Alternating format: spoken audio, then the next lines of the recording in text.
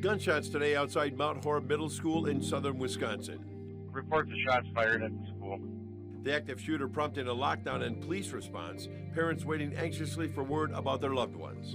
To get a call when you're at work from your babies crying, saying that there's a shooting going on and we're scared and you're 30 minutes away from them. Sources telling ABC News tonight a teen approached the school with a gun and was stopped before getting inside. Sounds like there is one injury. It's going to be the suspect. This breaking news tops Action 2 News at 6.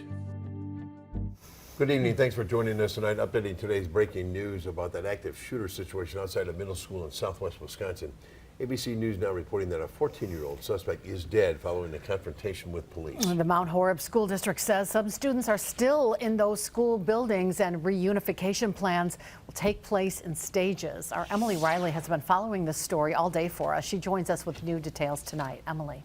Cami and Bill, this situation has left parents, students, and community members shaken as the reunification unfolds. According to sources, the teen approached the school with what appeared to be a long gun earlier today.